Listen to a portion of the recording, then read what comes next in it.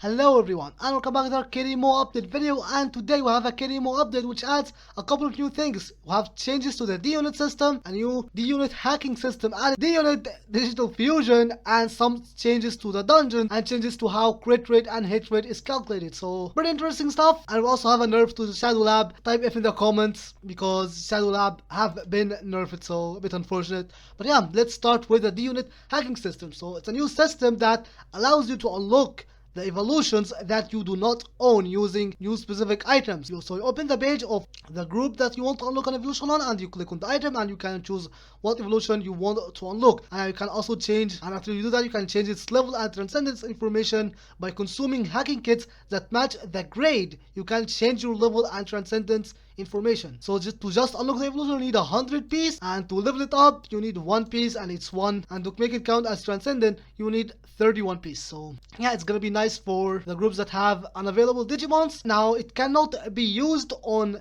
S plus evolutions or higher. It's gonna be used for, I guess, Digimon that you don't want to bother to obtain, or like the low level Digimons or the unavailable ones like Mastimon or whatever. So it's pretty interesting system. And we also have a D-Unit fusion system, so similar to already existing digital fusion, but with the D-Unit hacking thing, because as we established earlier, it depends on like the grade of the item. So if you wanna unlock an A plus evolution, then you need an A plus item. If you wanna unlock a S item, then you need a S item, and you can actually obtain it from new weekly quests. So from the D terminal we have weekly quest, and you can complete it by clearing some of the Holy Beast dungeon, and it gives you a D-Unit hacking a random box which give you from no rank to A plus, and you receive 10. So you get 10 per week, and it can be with anything between a no rank Digimon, so like the ultimate, your champions, rookies, for Digimon you don't want to hatch, or A plus. So you can also get it from another weekly quest from Fangagumon hard mode, real base hard mode, which still gives you A plus for some reason. Yeah, okay, looking at them, they all like up to A plus, so that's kind of crazy. You get a lot of though, but they are only A plus, so that's, yeah, even from the shop series like Gulus Gamamon dungeon still gives you an A plus item. Susanomon dungeon is still maximum A plus. Digimon Kaiser, the newest dungeon in the game,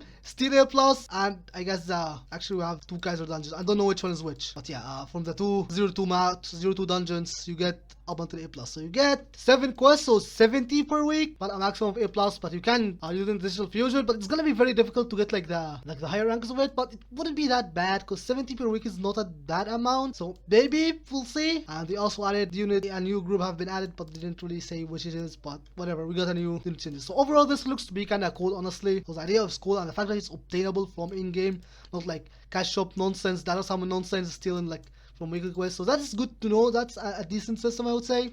So that's pretty good. Next, something that might not be pretty good, and that it changes to the critical and evasion. And evasion is directly related to hit rate. So changes to the critical rate, evasion, and hit rate. So the way it works before is that the amount of critical rate you would need is relative to your level and the level of the enemy. So if you are 30 or more levels below the enemy, you need 300% of the required hit rate, and as you get closer to the enemy it gets closer to 1%. If you are within 4 levels of the enemy, you need the exact required hit rate. But if you go above that, you'll need less critical rate, and at 5 levels you only need 85% of the required critical rate, up until 30 levels above where you straight up need no critical rate. Presumably 100% should be enough. That was how it used to work. The change, it makes it basically good and bad in both sides. So if you're like 1/7 below the enemy Digimon, you're only gonna need 130% instead of 300%. And you're only gonna need 110%, so only 10% extra critical rate if you are within 19 levels of the Digimons. But it scales up worse as well. So basically up to 9 levels you still need the same amount of critical rate as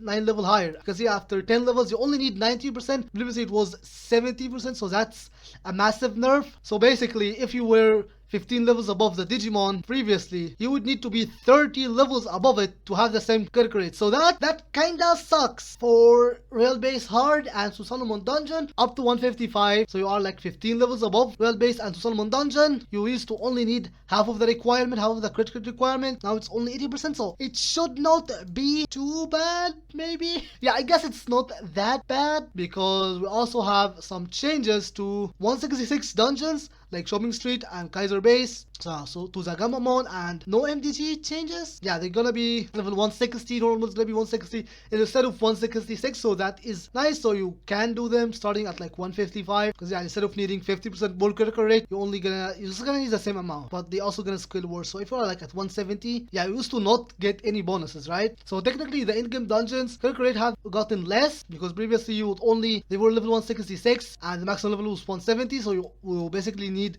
the same amount. Now you'll be able to be 10 level higher than them. So technically for maxed out players, for level 170 players, you would need less. So technically it's a buff for max level players, but for non-max level player, if you are like only a little bit higher than the enemy Digimons, like if you are around 155-ish, then it's a nerf. If you are way below that, then it's a buff. So do that what you will. It's a buff in some aspects and a nerf in some aspects.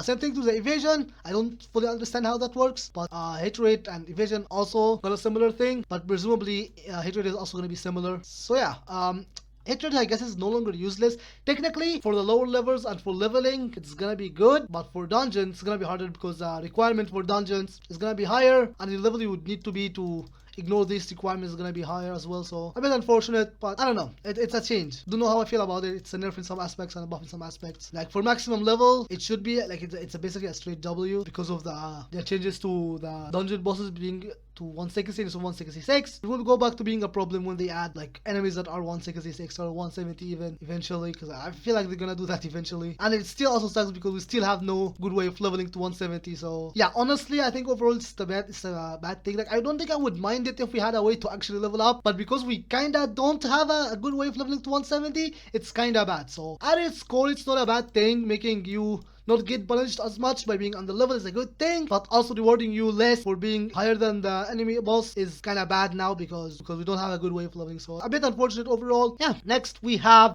even more nerfs. So first of all, the weekly passes will now be obtained from quests rather than in your mail for some reason. Don't know why. Sure, why not? Doesn't change anything really. But the big changes here relate to the dungeon rewards and some really annoying debuffs in the dungeon. So for Real Base Hard, the debuff that continuously decreases your HP in Real Base Hard, it's been removed and replaced to minus 80% block because reasons they don't like you. That I guess it's more Miku mode agenda.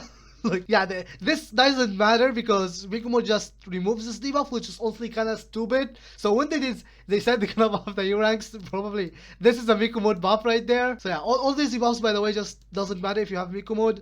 Solomon Dungeon also got that change. At 75%, it's not gonna spawn the monument, and at 60% it's not gonna spawn monsters, and also adjusts the number of monsters. So this looks like a nerf in a good way. It's a dungeon difficulty nerf, it seems. Like you don't have to go and hit more stones, have more time to whack the boss instead of running around killing mobs and monuments, so more time to hit the enemy. Shopping Street and Kaiser Dungeon, yeah, we saw that earlier, have been nerfed from level 166 to 160, which is nice. Also displayed area skill range, so this looks to be a good thing. So apparently the skill that people didn't know you could dodge because you could not see the range, now you know. It's either that or now you can dodge it. I'm not sure which one, but this is a good thing. And in Colo Hero, so there's a buff that increases the amount of damage you take, that have been removed, which is nice. So that's a W. But yeah, next another nerf to the rewards. It's not fully a nerf. It looks to be both of a buff and a nerf. So the nerf is the amount of Terra that you get. So looking at this and comparing it to the old rewards, the Terra have been removed. So from the first room you no longer get the 2 Terra, but the Gulus materials have been increased to 2 pieces instead of 1. And the additional reward also have been buffed. You get 2 instead of 1, so 2 will be dropped on the ground instead of 1. Still no Terra drops. For the middle room you get 5 pieces with 4 dropped on the ground instead of 3 and 2 on the ground. So that is a huge buff for the goggles. And the last room you get 10 pieces instead of 5, and 8 will be dropped on the ground instead of 4. So that's straight up doubling it. So yeah, it removed the Terra. In return we get more goggle items. So honestly, I don't know how I feel about that. Technically it's good because apparently people bought this stupid dungeon, so that made, like, I guess it's a good thing for the Terra inflation and good for getting your goggles, which is also kind of important. You get 1 Terra additional drop with 20% chance. So yeah, they are dealing with the Terra inflation. So it's up to you whether you want to do it, like spam it before it gets changed or not, because you get less Google items now if you do it now, but more Terra. If you do it after the update, then you get more Google items but less Terra. So it's up to you which one you want to do. Same thing to the Solomon dungeon. The amount of digicode fragment is gonna be 16 per run instead of 11, and 8 on the ground instead of 4. So that's good, but also the Terra have gotten a big nerf. 20 Terra, it used to be 20 Terra per run. Now it's only 5, so that's a massive nerf there, but at least getting the Digivice should be easier. I think this one is overall is bad because you have no use of the digicode fragment. Once you get the Digivice, you cannot get a second one. So once you got your first Digivice, this is completely useless. So Solomon dungeon, I would say, got nerfed. So try your best to do Solomon dungeons now before this, because also the critical and hit rate requirement is gonna be higher. So try your best right now to do Solomon dungeon. And yeah, last change is Shadow Lab buffs have been nerfed. So Shadow Lab buffs used to work on all Digimons by the family.